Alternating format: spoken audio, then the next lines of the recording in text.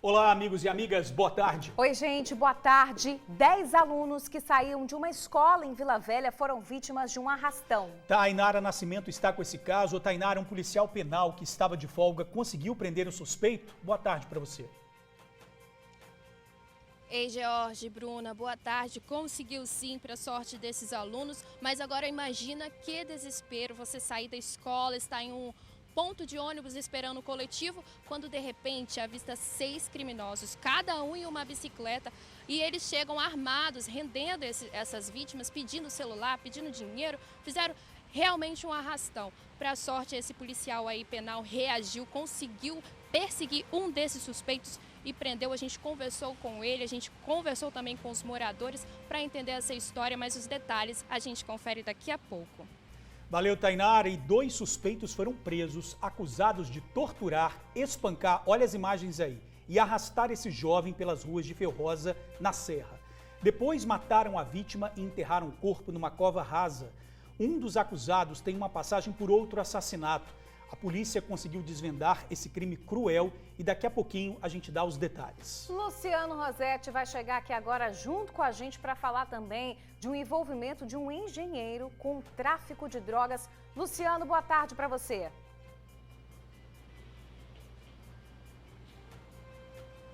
Boa tarde, Bruna, George, amigo e amiga do TN, boa tarde para todo mundo. Exatamente, daqui a pouquinho eu volto com os detalhes dessa história do engenheiro mecânico de 34 anos que foi preso em flagrante na semana passada em Vila Velha, onde ele morava. O que ele fazia? Ele vendia armas e munições para traficantes da Grande Vitória todinha e fabricava peças também. Entre as peças que ele fabricava está uma pecinha assim bem pequenininha chamada de seletor de rajada. O que faz esse seletor de rajada? É capaz de transformar uma pistola em uma metralhadora, disparando 20 tiros por segundo. Daqui a pouquinho eu volto para contar detalhes a respeito dessa prisão. Valeu, Luciano. Vamos falar também da jovem Maria Cristina Simões, que a gente vem acompanhando desde o fim de semana.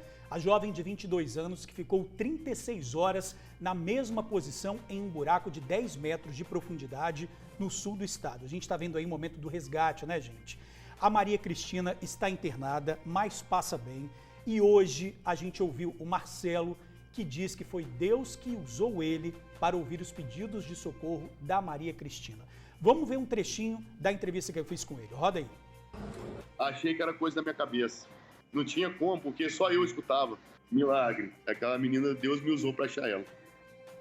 Tá imperdível essa entrevista, gente, imperdível. Isso aí. Daqui a pouquinho a gente confere. Ainda no sul do estado, um jovem morreu depois da caminhonete despencar de um barranco. Rafael Calegário, de 21 anos, estava de carona com um tio. Os dois subiam a estrada com um carregamento de madeira, mas o veículo perdeu a força e caiu de uma altura de 20 metros. Rafael morreu no local. O tio dele foi socorrido com ferimentos graves. Esse acidente aconteceu na localidade de Venda Queimada, interior de Castelo. Rafael era casado e deixou um filho de 3 anos. E olha, vamos falar de vacinação, porque tem mais um local de vacinação contra a gripe e Covid. E quem fala pra gente é a repórter Júlia Cássio. Júlia, imunização na Casa de Leis? Boa tarde. Boa tarde, Jorge, Bruno e aos amigos do TN. É isso mesmo, nada mais justo que uma casa a serviço do povo promova aí uma mobilização para aumentar a cobertura vacinal aqui no estado, né? Vou mostrar aqui para vocês, olha como é que tá a movimentação, horário de almoço, né? A galera ainda está procurando. Eu tive aqui hoje de manhã e estava bem cheio. E aqui está sendo oferecido não só as vacinas mais procuradas atualmente, como Covid e gripe. Também tem outros tipos de vacinas, né, do calendário vacinal. E quem tiver aí de casa e puder dar uma corridinha aqui, vale a pena especialmente se vacinar contra a gripe, gente. É porque a campanha termina amanhã e a cobertura aqui no estado está baixa. Eu já até combinei com o cinegrafista Francisco Abreu que terminando o trabalho a gente vai garantir a nossa. Logo, logo eu volto para mostrar como é que está essa procura no estado e como fazer aqui para se vacinar. Com vocês. Muito bem, Júlia, tem que se vacinar mesmo. A gente viu que a movimentação tá grande por lá. Daqui a pouquinho a gente volta para ver os detalhes. A gente vai falar também de uma nova manifestação de estudantes da UFES, tá? Os universitários bloquearam o acesso à universidade em protesto contra mudanças no restaurante universitário. Os alunos reclamam do aumento do preço da refeição e das condições precárias do local do RU, o restaurante universitário. Quem chegou no campus de Goiabeiras hoje cedo encontrou os portões fechados para as atividades normais da universidade. Ontem, teve uma Assembleia Geral extraordinária para discutir questões relacionadas às mudanças do restaurante universitário. Daqui a pouquinho, a gente traz os detalhes de toda essa movimentação na UFES também. Agora, meio-dia, 5 minutos, não sai daí não, que o TN1 volta já já. Bom, agora meio-dia e 7, a gente já começa falando, gente, de 2 suspeitos acusados de torturar, espancar e arrastar e matar um jovem em Felrosa, na Serra. A gente está vendo as imagens aí, esses 2 já foram presos. Imagens fortíssimas. Um dos suspeitos, gente, tinha ficha criminal aí, super extensa, que chama a atenção da polícia. Vamos conversar com o repórter Luciano Rosetti, que vai trazer os detalhes. Lu, meu amigo, uma imagem que chama muita atenção, né, desse crime. Boa tarde para você novamente. Chama muita atenção mesmo, né, Jorge, Bruna, amigo e amiga do TN que nos assistem. Os 2 criminosos presos se chamam Yarlisson Silva e Jonathan Setiba, né? Eles são apontados pela polícia por terem praticado, né, o assassinato, terem participado também do assassinato de Isaac Mota Pereira Silva, de 25 anos. Esse crime aconteceu no dia 7 de abril, no bairro Felrosa, na Serra. A gente vê nas imagens aí a vítima sendo cruelmente arrastada pelos criminosos no meio da rua, rua do bairro Felrosa, lá na Serra, onde aconteceu esse crime, né? Agora a polícia não sabe o que motivou esse assassinato. Só sabe que na madrugada do dia 6, a vítima, o Isaac, estava num quiosque lá do bairro e, de repente, durante a madrugada, por volta de 4 da manhã, ele começou a discutir com alguém. E esses criminosos simplesmente se intrometeram na conversa, tomaram as dores da outra pessoa e começaram a espancar a vítima, o Isaac. Ele foi espancado até a morte, foi arrastado pela rua, depois foi enterrado em cova rasa. O delegado que participou das investigações, Daniel Fortes, deu os detalhes para a gente numa coletiva de imprensa que ele concedeu agora há pouco. Vamos ver os detalhes. Entre 4 e 4h30 da manhã, a vítima Isaac, ela tem uma discussão num dos quiosques da praça do bairro Felrosa. Durante essa discussão com o proprietário do quiosque e posteriormente com um cliente do quiosque, traficantes que atuam na praça do bairro Felrosa vão até a vítima para tirar satisfações com ela. Nesse momento que eles vão para tirar satisfações com a vítima, inicia-se uma briga. Só que como a vítima estava em menor número, ela acaba sendo espancada na praça do bairro Felrosa e depois arrastada até a rua Recanto Verde. Depois que eles arrastam a vítima até a rua Recanto Verde e abandonam o corpo, junta-se a ele uma terceira pessoa que ajuda a carregar o corpo da vítima até o local onde ela foi encontrada, um terreno baldio atrás do CEMEI do bairro Felrosa. O Jonathan já responde a um processo de homicídio ocorrido no dia 31 de maio de 2020, no bairro Cantinho do Céu, município da Serra. Na ocasião, o Jonathan arrombou a porta da residência da vítima e a matou com 6 disparos de arma de fogo. 3 dias após esse crime, nós realizamos a prisão do Jonathan e apreendemos a arma utilizada no crime. Porém, na época, por ele ser primário e possuir residência fixa, acabou respondendo o processo em liberdade. Em janeiro desse ano, o Jonathan novamente volta a praticar um crime de homicídio. Dessa vez, ele mais um indivíduo espancam, torturam, arrastam a vítima pelas ruas do bairro, ainda viva, pisam na cabeça da vítima, na frente de alguns populares que se encontravam ali no local e, por fim, enterram a vítima em uma cova rasa. A brutalidade, a covardia e a periculosidade desse indivíduo demonstram por si só que ele não tem a mínima condição de permanecer em liberdade. E agora vai responder preso, não só por esse homicídio ocorrido no bairro Felrosa, como também pelo ocorrido no bairro Cantinho do Céu, em maio do ano de 2020. Muito bem, então tanto o Jonathan, né, dono dessa extensa ficha criminal, dessa crueldade toda, tanto o Jonathan como o Yarlisson já estão presos. Eles foram autuados por homicídio e ocultação de cadáver. A polícia também identificou outros 3 suspeitos que foram aí, estão respondendo por ocultação de cadáver, mas estão respondendo em liberdade. Crime cruel, né, Bruna e Jorge? Crueldade gratuita, não é verdade? A gente observa nas imagens a população, né, os moradores passando ali do lado e vendo aquilo acontecendo, realmente chama a atenção A gente fica chocado com a Normalmente, crueldade. Né? Pois é. Luciano, obrigada aí pelas informações, meu amigo. Valeu. A gente fala de 10 alunos que saíam de uma escola em Vila Velha e foram vítimas de um arrastão. 6 criminosos abordaram aí essas vítimas. Pois é, um policial penal que estava de folga conseguiu prender um suspeito do crime. Com ele foram encontrados 4 celulares. Cerca de 10 iam desta escola em Itaparica quando foram vítimas de um arrastão. Pelo menos 6 criminosos armados e de bicicleta passaram rendendo as vítimas e recolhendo os celulares. Era por volta das 7h50 quando um policial penal que estava de folga saía daqui deste condomínio e flagrou cerca de 4 alunos tentando entrar, pedindo por socorro, falando que haviam sido vítimas do arrastão. Ao mesmo tempo, um motorista por aplicativo chegava aqui na região para buscar uma passageira. Os dois conversaram e foram juntos atrás dos assaltantes. Eu me deparei com alguns jovens estudantes querendo adentrarem o condomínio e dizendo que estavam sendo assaltados. Eu saí ao lado de fora, até mesmo para dar uma cobertura deles entrarem. E na hora que eu saí, eu vi vários elementos de bicicleta. Um dos criminosos correu até esta rua, que fica em frente ao condomínio H12, no mesmo bairro. Durante a fuga, o suspeito perdeu o equilíbrio da bicicleta e acabou caindo no chão. Ele se desequilibrou, caiu de bicicleta, tentou fuga, mas aí eu fiz a abordagem nele. Ele deitou-se, até no momento não reagiu nenhum tipo de tentativa. Com o suspeito, o policial penal encontrou 4 celulares de vítimas. Revoltados, moradores ainda tentaram agredir o bandido, que precisou ser amarrado em um poste pelo próprio policial. Um dos populares me entregou uma corda, onde eu fiz a mobilização, porque não estava com a poder de algema. O suspeito foi encaminhado à Delegacia Regional de Vila Velha, onde outras vítimas também apareceram para registrar a ocorrência. O caso, que assustou moradores, não foi isolado. Dona Dulcineia, moradora do bairro há 26 anos, conta que já foi vítima de assalto e agora, mesmo com medo, só sai de casa de dia. Porque é muita insegurança, não só aqui em Itaparica, mas em Itapuã também está um absurdo. Não tem segurança nenhuma para ninguém.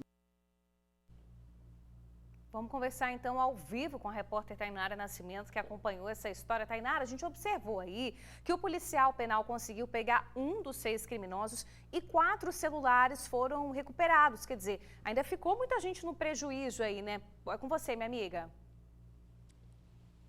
E um prejuízo enorme, Bruna. Tem celular aí avaliado em mais de R$ 5.500. Agora, certamente, esses criminosos não imaginavam que ali no local do assalto haveria um policial penal de folga saindo ali do condomínio. E, por sorte, ele conseguiu prender, perseguir pelo menos um. Eles estavam de bicicleta, cada um foi para um lado, mas ele conseguiu aí, a casa caiu para um desses criminosos, mas a polícia agora está em busca dos outros 5. Eles estavam de bicicleta, armados, todos eles de acordo com as vítimas, e já chegaram rendendo aí esses alunos que estavam saindo de uma escola ali, uma escola pública, a Agenor Roriz, estavam ali no ponto de ônibus. Agora a própria polícia pediu para a gente reforçar que quem tiver informação, ou até mesmo as outras vítimas que não procuraram a polícia ainda, que procure a delegacia, registre a ocorrência e até mesmo represente contra esse homem que foi preso hoje. Olha, a gente até encontrou ele preso hoje no Departamento Médico Legal, fazendo exames, mas aquela história, nega tudo e fala que não participou de um crime, que ele foi preso em flagrante com os celulares da vítima. Bruna e George. Obrigado, Tainara, pelas informações. Gente, vamos seguir aqui porque um jovem foi preso depois de invadir uma casa na Serra e tentar estuprar a moradora. A vítima foi ameaçada com uma faca, enquanto o bandido também exigia dinheiro. A Guarda Municipal levou o criminoso para a Delegacia Regional da Serra. A faca usada para ameaçar a dona de casa também foi apreendida. Mesmo refém, a mulher conseguiu avisar ao marido o que estava acontecendo. O esposo dela ligou até então para minha esposa, pedindo ajuda, que supostamente tinha alguém, a esposa dele, dentro da casa, refém. Aí eu vim, tentei gritar e aí ninguém me respondeu, Eu também não consegui pular dentro do quintal, até mesmo porque tem cachorro lá dentro. E aí eu continuei a gritar. Ela acabou gritando lá dentro lá. E aí eu percebi que realmente tinha alguém dentro da casa deles. A dona de casa estava sozinha. O marido havia saído para o trabalho e a filha para o colégio. Foi quando o bandido aproveitou para agir. Enquanto mantinha a mulher refém, o criminoso exigiu dinheiro. A vítima contou que não tinha e foi obrigada a seguir para o quarto e tirar a roupa. Foi exatamente nesse momento que os vizinhos invadiram a casa e renderam o criminoso. Ele percebeu que tinha algo já, pessoas já próximas da casa, e aí ele pulou de volta para uma casa, a qual é uma casa supostamente onde que ele estava morando, alguém dando uma guarita a ele aí, porque na verdade não é morador. O acusado estava hospedado na casa vizinha da vítima havia alguns dias. Mesmo com cães vigiando a residência, o criminoso conseguiu pular o muro lateral do quintal. Segundo testemunhas, ele parecia estar alterado. Ele estava com o cheiro de bebida até então, bem brabo mesmo. Se o vizinho não tivesse ajudado, o final dessa história poderia ter sido bem pior. Muito chateada, muito baqueada, sofrendo muito com essa situação toda, né? Constrangimento. A pessoa coloca uma faca no pescoço da pessoa e sabe lá o que mais estava querendo fazer, mas graças a Deus no fim aí deu certo aí, a polícia, a viatura veio aí, deu um apoio a nós aí, conduziu ele aí pro DPJ. O suspeito foi autuado em flagrante pelos crimes de tentativa de estupro, tentativa de roubo e uso de violência. Ele foi encaminhado para o centro de triagem de Viana. Tem muita coisa assim de doença na nossa sociedade mental, né, Bruna? Olha só essa situação, gente. Um pai confessou à polícia ter abusado sexualmente da própria filha de 7 anos no último fim de semana. O caso aconteceu em Vila Velha. A repórter Júlia Cássia vai trazer mais informações desse caso gravíssimo para a gente. Ô Júlia, como que esses abusos foram descobertos, minha amiga? É com você. Bruna, esses abusos foram descobertos porque a filha contou para a mãe. Essa menina de 7 anos, na sexta-feira à noite, procurou a mãe, contou o que estava acontecendo, sem saber, na verdade, que eram abusos, né?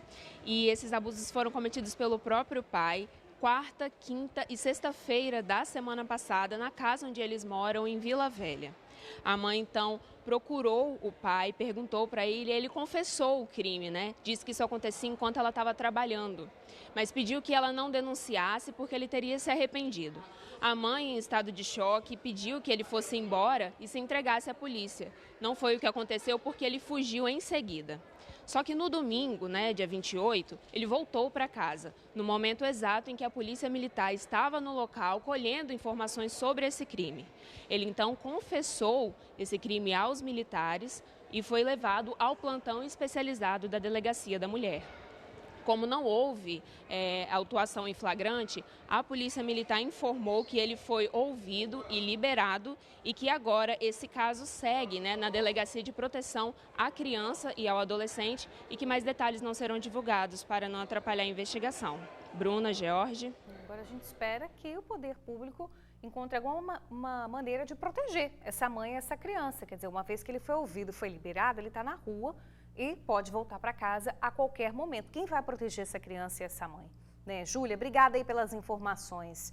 Agora o assunto é a prisão de um indígena suspeito de agredir a ex-mulher. Ele não teria respeitado a medida protetiva. Hoje cedo, ele passou por exames no DML e negou o crime. Sentei no banco, conversando com as cachorras, tem duas cachorras. Aí ela começou a gritar. Aí, como eu vi que ela estava muito alterada, eu peguei e saí. Voltei para o meu serviço. Aí, estou trabalhando lá, daqui a pouco as polícias chegou lá e me prendeu. Você não bateu nela, não? De jeito nenhum, nem entrei dentro de casa. Ela já tinha uma medida protetiva, ela falou comigo que tinha tirado, ela mentiu, que não tirou a medida. E aí ela me deu esse presente. Eu acredito que ela deve ter algum ferimento. Sim, mas a pessoa sobre ter ferimento não precisa outra pessoa bater. Não é a primeira vez, não, é a segunda vez que ela faz isso. Que ela se machucou sozinha? Que ela se machucou sozinha, a segunda vez. Na primeira vez você foi presa? Na primeira vez eu vim, Aí o delegado chegou e me liberou. Bom, o suspeito já foi levado para o presídio. Agora a gente fala de outro assunto. Gente, comunidades indígenas bloqueiam rodovias de Aracruz em protesto. Pelo menos 3 pontos de rodovias estaduais foram fechados. A manifestação é por causa da votação na Câmara dos Deputados do projeto sobre a demarcação de terras indígenas prevista para hoje. Ainda não há previsão para a liberação dos trechos e a Polícia Militar negocia com os manifestantes. Apenas veículos de emergência, como ambulâncias, têm permissão para passar. Esse é um protesto nacional, está acontecendo em todo o país. Para as comunidades, o chamado marco temporal pode inviabilizar a demarcação de terras. Olha, gente, o problema com o abastecimento de água continua, tá? Porque moradores de Vila Velha ainda estão com dificuldade para ter água em casa. Há regiões em que o abastecimento ainda não foi estabelecido. Durante o fim de semana, houve paralisação do sistema por conta de um serviço de manutenção. Mas, durante os trabalhos, houve rompimento de uma adutora, o que prejudicou a normalização da rede. A previsão da CESAM é que, até hoje à noite, a distribuição de água chegue à sua capacidade máxima. Enquanto isso, carros-pipa, de acordo com a CESAM, estão complementando o fornecimento. Moradores podem acionar a companhia pelo telefone 115. Haja carro-pipa nesse caso, hein? Haja carro-pipa. Olha só, agora a gente vai falar do caso da jovem Maria Cristina Simões, de 22 anos, que ficou 36 horas ali na mesma posição em um buraco de 10 metros de profundidade. Isso aconteceu no sul do estado. Pois é, gente. A gente está vendo aí a Maria Cristina, está internada, mas passa bem. Vamos chamar a Tainara Nascimento. Ô, Tainara, 2 horas de resgate, um final aí de milagre. E só para adiantar para os amigos do TN, né, Bruna? Eu conversei com o Marcelo, que foi quem ouviu os primeiros pedidos de socorro dela. Tainara, é com você. Ei, Jorge, chega a ser assustador, né, imaginar 36 horas em um buraco estreito ali de aproximadamente 40 centímetros de largura, porém a 10 metros de profundidade, ali numa área de difícil acesso. Para o pessoal de casa entender, fica ali ao lado de uma região ali que tem uma mata, aos fundos de uma casa que está em construção e também ao lado de um barranco, bem aos fundos de um barranco. E essa jovem caiu ali, ficou 36 horas. Ela saiu de casa em Cachoeiro de Itapemirim na noite de sexta-feira, por volta das 9 horas da noite. Passou ali na região sem celular, sem dinheiro, documento, porque imaginava que seria uma saída rápida. Mas caiu ali no buraco, ficou a noite de sexta, o sábado inteiro e a manhã e madrugada de domingo, até que um homem conseguiu ouvir o pedido de socorro. Mas o interessante, né, o curioso, você chegou a conversar com ele, a gente vai conferir daqui a pouco, é que ele nem sempre faz esse caminho a pé ali, passa em frente a esse buraco. Ele estava indo à academia, mas naquele dia ele deixou o carro um pouco distante, passou ali a pé e começou a ouvir bem baixinho o pedido de socorro da Maria Cristina. O depoimento chega a ser emocionante, como você disse, nós vamos até conferir agora. Marcelo, como é que você ouviu o pedido de socorro da Maria Cristina? Então, eu cheguei por volta de 9h20 no clube, onde que eu sempre frequento. Aonde que ela caiu ali, eu sempre paro o carro nesse lugar. Nesse dia eu não parei e parei no estacionamento. Só que como tinha um amigo meu olhando o barranco lá aonde que poderia ter caído alguém, né? Assim, era assim, uma suposição nossa que a gente estava tendo ali. Eu escutei uma senhora gritando o nome Maria, que é o familiar deles, que já estavam procurando. Aí aquilo ali, o que aconteceu? A gente ficou ali, falando assim, que situação triste tal dessa família, o menino sumiu desde sexta-feira. E nisso chegou um casal, que é o tio dela, se eu não me engano. Aí conversamos com eles, falamos assim, vocês podiam botar um cachorro farejador, alguma coisa assim, desse tipo para ajudar. E ficamos na beirada desse barranco. 4 pessoas, eu, meu amigo e esse casal. Quando eles saíram de perto de mim, os três saíram de perto de mim, eu escutei uma voz bem baixa de socorro. Como que ela falava? Socorro, socorro, mas bem baixinha, era uma coisa assim... impossível de escutar, é Deus que fez eu escutar aquela menina pedir socorro. Porque, por entanto, só eu escutei. As outras 3 pessoas não escutaram, entendeu? Tinha muito barulho em volta? Tinha, sim, pouco, mas existia barulho, que já era 9 e pouco para dar 10 horas. E nisso que eu escutei, eu resolvi descer o barranco. Nisso que eu desci o barranco e eu olhei no fundo dessa valeta, foi onde que eu vi as pernas e o braço dela. E ela bem assim, bem apertadinha lá embaixo. Aí na hora eu fui e gritei com ela, falei assim, Maria, eu te achei, fica calma. E assim, foi um desespero, cara. Um desespero na hora que até a perna da gente fica mole, entendeu? Aí gritei na hora ali, chamei esse amigo meu, falei assim, ó, já pode chamar o corpo de bombeiro, porque do jeito que ela tá aqui é só o corpo de bombeiro para tirar. Foi uma situação bem complicada. Ela chegou a falar alguma coisa na hora que você falou? O que ela disse? Pediu ajuda para tirá-la, por favor. Ela estava bem consciente, entendeu? Mas bem fraca também, ao mesmo tempo. Não tinha muita voz, não. Ela chegou a entrar em desespero? Não, desespero não. Só pediu, por favor, para tirar ela. E eu falei, fica, a gente já te achou. E foi a hora que, assim, acalmou ela mais, entendeu? Agora, naquele momento que você ouviu a voz, você falou socorro, socorro, você chegou a olhar para algum lugar ou você achou que era coisa da sua cabeça? Achei que era coisa da minha cabeça. Não tinha como, porque só eu escutava. Eu fiquei ali quietinho e falei assim, não é possível que eu estou escutando. E só eu escutava aquilo. Aí eu resolvi descer. Na hora que eu desci o barranco foi onde eu encontrei ela. Que milagre, hein, Marcelo? Milagre. Aquela menina, Deus me usou para achar ela.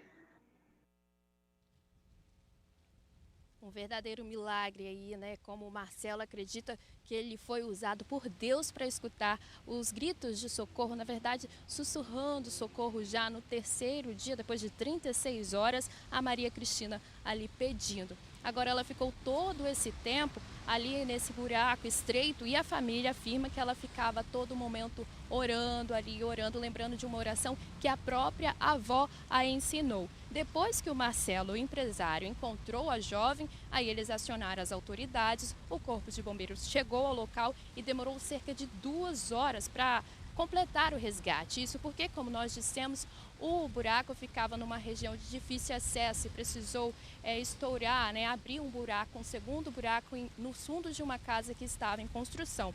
Aí, nessas 2 horas também, esperando por resgate, ouvindo máquinas, o Corpo de Bombeiros usou diversos maquinários, Também a gente fica aí pensando o que passou na cabeça dessa jovem durante as 36 horas, depois esperando por socorro.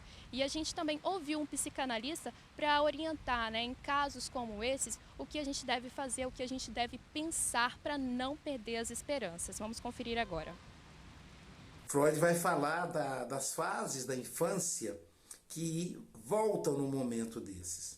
No momento ali para vencer a ansiedade, ela pode voltar a essas fases, sair da cena. Uma coisa que ajuda a pessoa, quando ela está numa situação dessa, é ela começar a lembrar das coisas boas que viveu na infância. Muito provavelmente isso ajudou a sobreviver. Ou pensar nos projetos que ela tem para a vida. Então, a fuga para o futuro ou para o passado, nesse momento de muita dor no presente, que é estar presa em um buraco de 40 centímetros, vai ajudá-la a vencer o tempo. Então, o projeto de futuro, as lembranças agradáveis do passado vão ajudar a pessoa que está presa numa situação dessa por 24, 36, 48, até mais tempo, até que chegue o resgate. Pois é, Certamente Maria Cristina também fez isso, lembrando das orações da avó. De acordo com a família, ela está hospitalizada, mas passa bem, sem riscos, e a gente espera que ela se recupere o mais rápido possível para ela mesma poder contar esse testemunho de fé, esse milagre que ela mesma vivenciou. George e Bruna. O Marcelo foi um anjo ali na vida da Maria Cristina, O Bruno, ele foi um anjo porque ele nem parava ali, ele nem andava ali, ele passava de carro. E naquele dia específico, naquele domingo, foi a pé. Olha. É claro que estava tendo todas as buscas por ela, mas não ele não sabia. A 70, 80 metros de casa, como você vai saber que uma jovem desapareceu, caiu num buraco a 70 metros de casa? O que a gente quer agora é realmente a plena recuperação da Maria Cristina. E a gente espera ouvi-la em breve aqui. A gente está em contato com a família. Esperamos ouvir em breve aqui para dar esse depoimento milagroso para a gente. Isso aí, Tainara. Obrigada, minha amiga, pelas informações. Olha, agora a gente fala de um engenheiro mecânico que é suspeito de envolvimento com tráfico de drogas e também com venda ilegal de armas e munição. A polícia falou sobre as investigações numa entrevista coletiva. Olha só, gente, agora há pouco. E quem está lá é o repórter Luciano Rosetti. Luciano, é com você.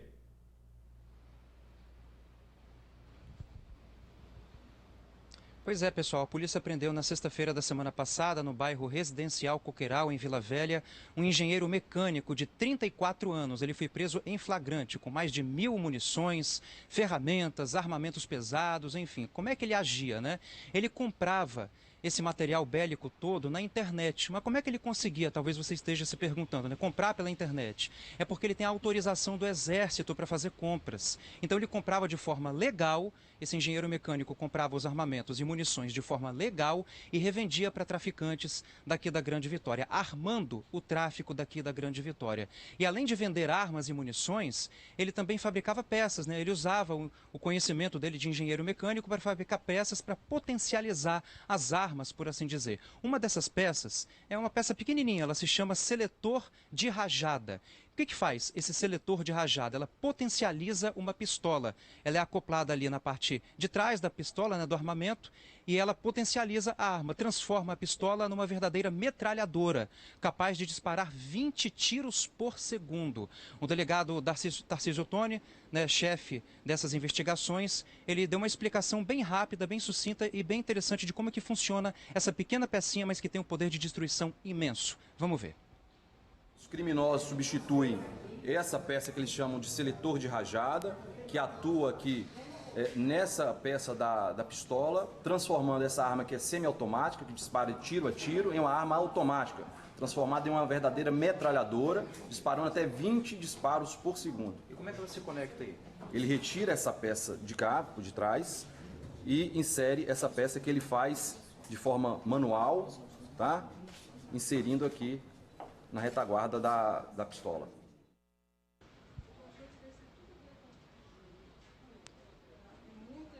Pois é, você acabou de ver aí o poder de destruição, né, que esse seletor de rajada pode causar, né? Se acoplada ali na parte final da pistola, transforma a pistola numa metralhadora. Você viu aí o delegado falando, 20 tiros por segundo, uma verdadeira metralhadora, um poder de destruição imenso. Essas investigações duraram 30 dias e outra coisa que esse engenheiro mecânico fazia, ele pegava os armamentos, né, e também as munições e anunciava a venda nas redes sociais dele. Vamos continuar ouvindo aí o doutor Tarcísio Ottoni. O Departamento de Narcóticos, por meio do Serviço de Inteligência, recebeu a informação que o indivíduo estaria oferecendo, por meio de suas redes sociais, munições, armamentos, carregadores, diversos acessórios de armas, além de manutenção para armas de traficantes da Grande Vitória. Esse indivíduo é um engenheiro mecânico de 34 anos, que possuía certificado de registros junto ao Exército Brasileiro, o que permitia a ele realizar compra de munições.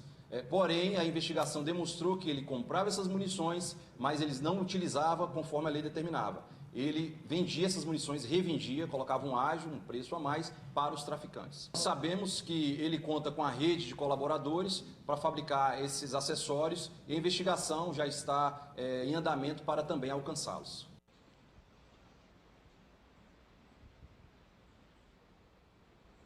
Bom, a gente acabou de ver aí que ele tem a ajuda de outras pessoas, né, que estão sendo investigadas pela polícia. Agora, esse engenheiro mecânico de 34 anos, ele foi autuado por posse de armamento, associação ao tráfico de drogas e comercialização de armas. A gente viu ali que ele tinha uma autorização do Exército, né, um documento que o autorizava a fazer compras na internet de forma legal e depois ele revendia armando o tráfico de drogas aqui na Grande Vitória. Agora, o que a gente espera, né, Jorge e Bruna, é que a polícia possa, de alguma forma, caçar essa autorização, tirar a autorização desse cara. É ou não é?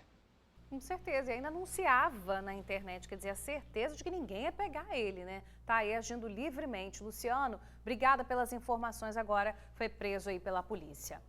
Olha só, uma briga por panelas terminou com um homem esfaqueado em Cariacica. O suspeito do crime é o primo da vítima.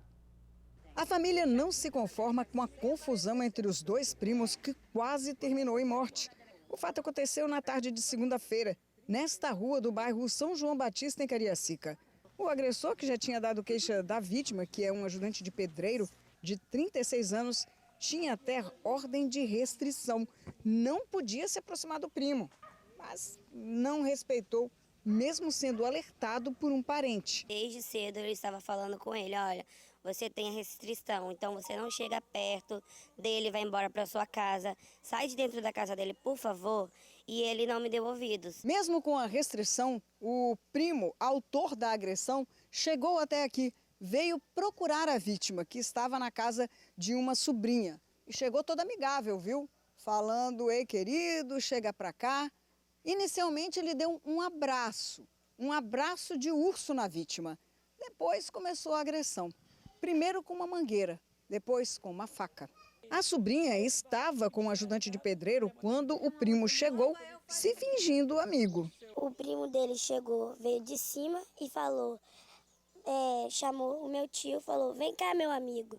E abraçou. Na hora que ele abraçou, ele jogou ele no chão na escada da minha casa e começou a bater com a mangueira. Nisso que a mangueira quebrou, ele começou a dar várias sacadas nele. A vítima foi pedir socorro à mãe, que tinha acabado de chegar do trabalho e o viu todo ensanguentado. Ele estava todo ensanguentado. Aí liguei imediatamente para o SAMU e tem que chamar a polícia, né? Chamei a polícia para vir para socorrer ele. O ajudante de pedreiro levou pelo menos 5 facadas, abdômen, ombro, tórax. O motivo da tentativa de homicídio, pasmem, foi a venda por ele de 5 panelas que pertenciam ao primo autor da agressão. De acordo com a sobrinha, essas panelas seriam velhas e o tio tinha autorização para pegar e vender, dada pelo próprio autor da agressão. Meu tio me falou que ele tinha deixado e ele até ligou para minha avó e falou que deu permissão de pegar as panelas. O dinheiro com a venda das panelas foi gasto com cachaça, segundo a mãe da vítima, que os dois iriam tomar. Ele disse que o meu filho tinha furtado umas panelas da casa dele, amassado e vendido. Diz ele que era para eles beber cachaça. Até agora, o agressor não foi localizado. Nossa senhora, bem treta essa história, né? Em família ainda. Em família, liberado para vender a panela, mas aí depois a panela era para comprar cachaça. Tainara, você tem alguma explicação para isso aí pra gente? Como é que terminou isso? Boa tarde. Olha, boa tarde, Jorge. Esses crimes são comuns, a gente vem falando bastante sobre crimes com motivos banais, neste caso por conta de uma panela, e também cometidos contra familiares. A gente reforça, é claro, nenhum crime vale a pena, ou termina com alguém preso, ferido ou morto. Mas quando se trata de uma briga na família de primos por conta de uma panela que seria usado para vender e o dinheiro para usar cachaça, tomar cachaça, é realmente lamentável nessa família. De acordo com a Polícia Civil, o suspeito de ter cometido esse crime continua foragido. Ele não foi encontrado até o momento. E o homem recebeu os atendimentos médicos. Agora a gente acompanha para saber o desfecho dessa história, né? Que chega a ser lamentável aí nessa família, com toda essa briga acontecendo por um motivo tão simples. Panela velha que faz comida boa, tava vendendo panela velha, né? Não é? Panela velha ainda amassada, amassou a panela. Tainara, minha amiga, obrigada aí pelas informações, bom trabalho para você. A gente muda um pouquinho de assunto para falar da gripe aviária, porque 5 casos da doença em humanos estão sendo investigados aqui no estado. Os 5 pacientes estão com sintomas como dor de garganta, febre, tosse, mal-estar. Eles aguardam o resultado do exame para saber se foram contaminados pela gripe aviária. Até o momento, todos os casos suspeitos deram negativo para a doença. Já em Marataízes, dezenas de aves silvestres foram encontradas mortas. O Instituto de Defesa Agropecuária e Florestal do Espírito Santo, o IDAF, vai fazer a análise para saber se tem relação com a gripe aviária. No total, até hoje, 9 aves contaminadas com a doença foram registradas aqui no estado, em Cariacica, Vitória e Serra, e no interior, em Itapemirim, Linhares, Marataízes, Nova Venécia e Piúma. Quem aí de casa já se vacinou contra a gripe? A campanha, gente, termina amanhã e a movimentação nos postos não tem grande procura, isso é preocupante. Vamos chamar a Júlia Cássia, que tem mais informações pra gente. Júlia, você está na Assembleia, onde tem um posto aí que foi montado, não é isso? Boa tarde. Exatamente, Jorge. Boa tarde. Aqui está acontecendo vacinação sem agendamento, né? Mas durante toda a campanha da gripe aconteceu vacinação com agendamento, sem agendamento, só que a procura está realmente baixa. Só para vocês terem uma ideia, dia 12 de maio a vacina foi ampliada para o público que não é prioritário, né? A partir dos 6 meses de idade. Dia 12, a porcentagem era 31% da população prioritária que ainda tinha se vacinado. Hoje, um dia antes de terminar, né, a campanha, são só 38%, ou seja, a gente só cresceu 7% do grupo aí mais suscetível a ter complicações da gripe que tomou a vacina. E Vila Velha é o município onde a cobertura está mais baixa. A repórter Vanusa Santana foi até um posto de saúde da região verificar como é que está a movimentação lá. Vamos ver? Você fica gripado com frequência ou já teve aquele resfriado inesquecível? Já fiquei, mas tem tempo. Já. Tive muita dor de cabeça, muita coriza, dor no corpo, febre, né? Tosse e só de cama. Agora vai a pergunta. Já tomou a vacina da influenza? Já. Esse ano? Sim. Não, também não. Não tomei nenhum e nem vou tomar. A influenza é uma infecção viral aguda que afeta o sistema respiratório. O risco de transmissão é elevado, já que ocorre de pessoa para pessoa, através de tosses e espirros. Por causa dessa mobilidade, o vírus tem tendência a se disseminar mais facilmente. Aqui no Espírito Santo, 429.029 pessoas receberam a vacina. Isso representa 36% da população capixaba. Aqui em Vila Velha, o percentual é menor ainda, cerca de 29% da população Canela Verde recebeu a vacina. Hoje a gente faz a vacinação no município com duas formas. Pela demanda espontânea, que é aquela vacinação que é feita, né, nos postos sem agendamento, geralmente é nos finais de semana e feriados, e também durante a semana, que é através do agendamento no site da Prefeitura. A gente acredita que esse número vai aumentar um pouquinho para a nossa cobertura.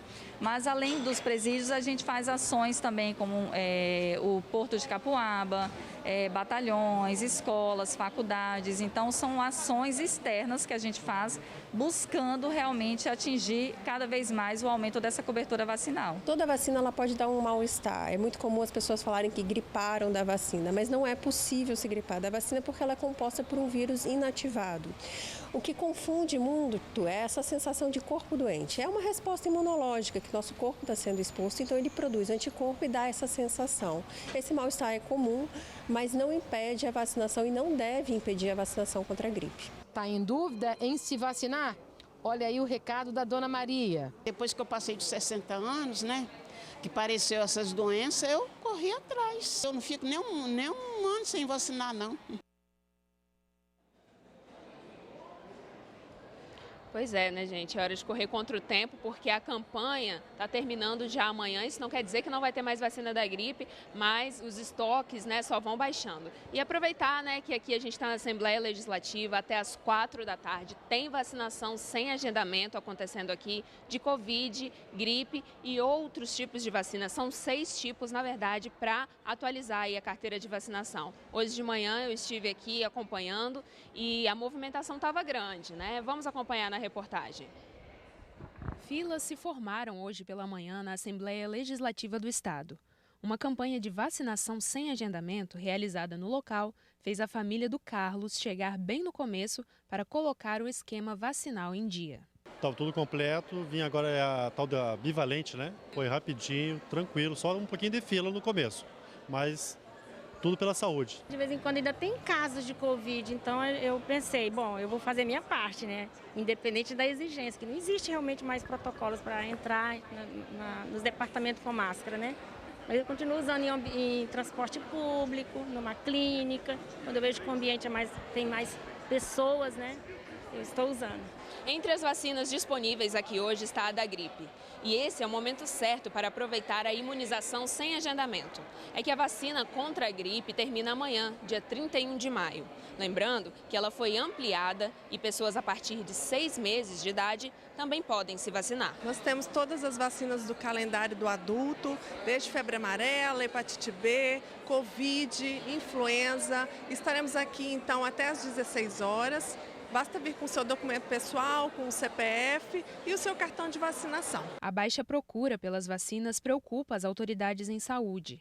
Aqui no estado, por exemplo, só 38% do público-alvo se vacinou contra a gripe. De acordo com a secretária nacional de Vigilância em Saúde, o Ministério da Saúde tem feito investimento nos estados para reverter esse quadro. Chegamos no governo com essas coberturas vacinais muito baixas, né?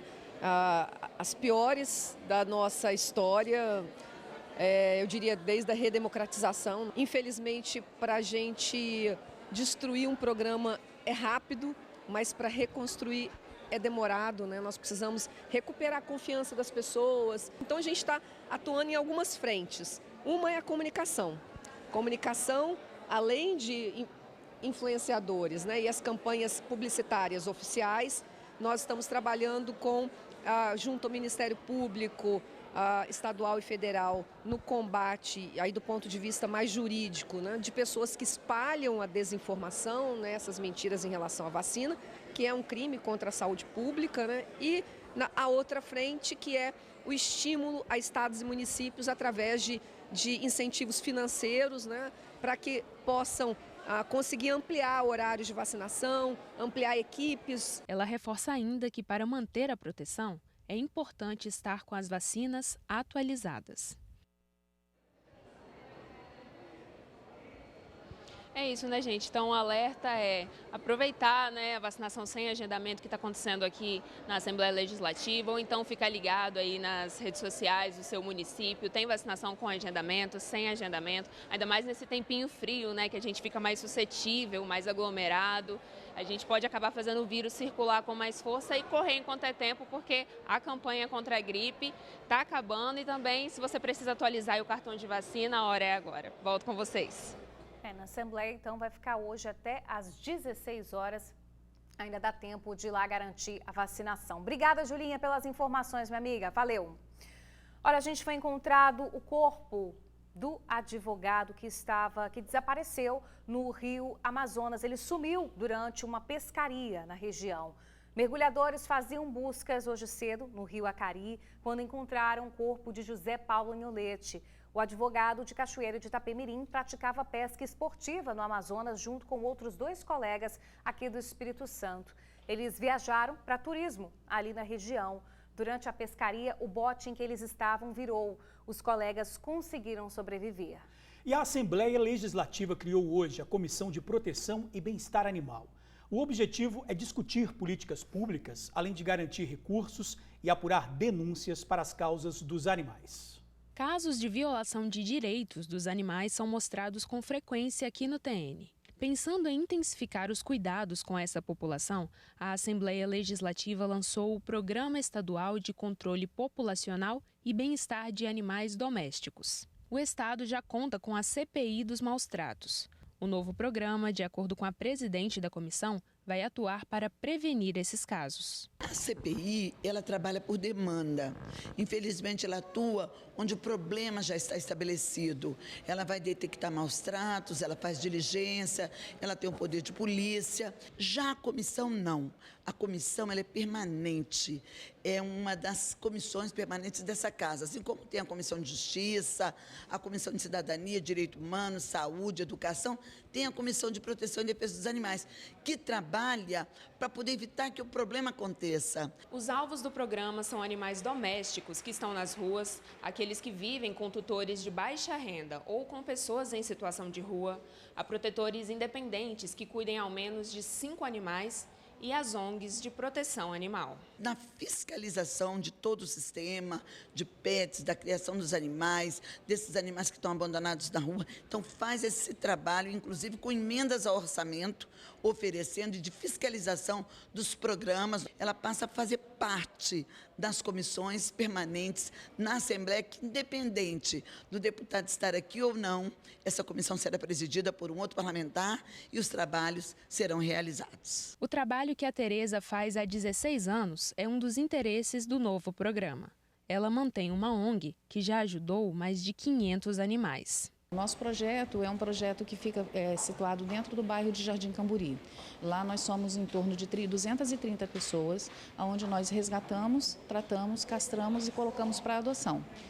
Esses animais aí, a gente tem a nossa página no nosso Instagram, que se chama Rolha dos Dogs JC, e as pessoas quiserem acompanhar, lá nós publicamos diariamente os animais que estão disponíveis para adoção. A presidente da comissão é a deputada Janete de Sá e o vice-presidente Alexandre Chambinho.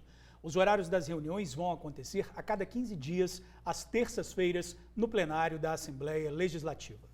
Olha, estudantes da UFES encontraram hoje cedo a portaria bloqueada, ninguém entrava. Universitários protestaram contra o valor cobrado no restaurante universitário, que subiu e a qualidade da comida não acompanhou. As entradas da universidade permaneceram bloqueadas pelo movimento estudantil durante toda a manhã.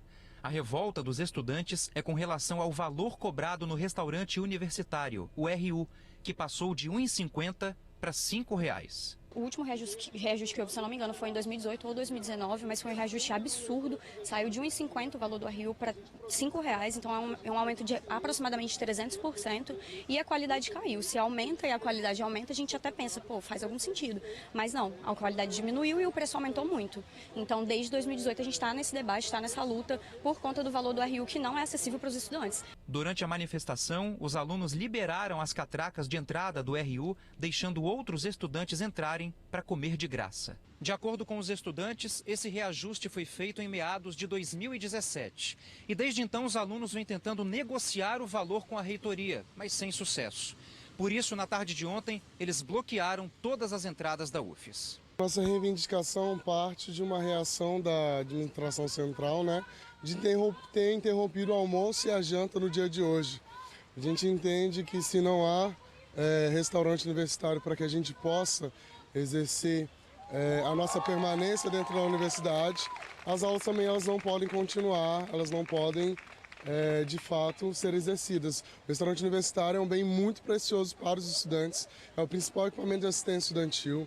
Quanto cadeira de assistência estudantil do DCE, a gente tem lutado para que haja essa valorização e que não pode a universidade simplesmente funcionar sem uma política de assistência séria e que leve em consideração estudantes que dependem de se alimentar dentro do restaurante. Com os protestos, a UFES suspendeu o funcionamento do restaurante para o jantar desta segunda-feira e o almoço e jantar desta terça. Desde ontem, então, a gente começou a se movimentar, a fazer assembleias plenárias e definir o que a gente faria no dia de hoje. Então, a gente está aqui desde ontem, isso é inclusive importante registrar, Estudantes cansados, estudantes com fome, sem dormir, por conta de uma decisão arbitrária e sem diálogo algum com o corpo estudantil, que é o que dá sentido à existência da universidade. Olha, gente, sobre o valor das refeições, foi fixado em 2018 pelo Conselho Universitário e corresponde a 40% do custo da refeição servida. Ou seja, a universidade paga cerca de 60% do total e que está empenhada, a universidade diz que está empenhada em manter a qualidade e aprimorar os serviços do restaurante universitário. Diz que nomeou um grupo de trabalho para estudar soluções para as melhorias também ali nos restaurantes. E a gente já volta com outras informações, um instante só. Eduardo Pinheiro já está aqui na área. É o seguinte, o assunto hoje é sério. Você aí de casa acha que está falando com a sua mãe, com o seu irmão, com um amigo, mas na verdade, quem está aqui do outro lado da linha é um bandido, né? Eduardo, como saber e descobrir isso, hein? Boa tarde. Boa tarde, perfeito. Essa é uma técnica que já existe desde 2017, só que agora, com a inteligência artificial, está sendo massificada e criminosos estão simulando voz de parentes para aplicar golpes. Vamos ver em que consiste, então, aí esse golpe. Trata-se de um algoritmo que treina uma inteligência artificial para imitar a voz humana. Resultado dessa tecnologia, clona a voz de uma pessoa, imita o ritmo da respiração de uma pessoa, repete os vícios de linguagem, se a pessoa tem algum vício de linguagem, e, lógico, pode ser utilizado aí para os golpes. A principal dica é estar bem informado. Nós separamos algumas dicas aqui para evitar cair nesse golpe. É o próximo slide, a gente vai ver agora as principais dicas. Primeira dica, lógico, desconfiar sempre. Hoje em dia, o que se ouve e o que se vê na internet nem sempre é o que parece ser. Então, sempre desconfiar. Combinar uma palavra-chave com um parente seu, com a mãe, com o pai, com o irmão, com a esposa. Sempre combinar uma palavra-chave. Um carro que você teve, o primeiro carro que você teve, alguma coisa que você não tenha colocado na internet. Uma dica da internet, cuidado com isso aí também. E utilizar a dupla verificação. É sempre bom você ir pessoalmente. Hoje em dia não dá para confiar no mundo digital. Tem que desconfiar de tudo, até da voz, né? Sempre. E a palavra-chave é a dica principal. Sim, palavra-chave, com certeza. Combinar com os familiares, então. Já está na hora de encerrar, né, Eduardo? Muito obrigada aí pelas dicas. Hoje foi rapidinho, mas a dica é super valiosa. Vamos encerrar com a gente então, Vamos, né? Sim. Beijo, TN1 tá ficando por aqui, gente. Tchau, gente, tchau. Até amanhã.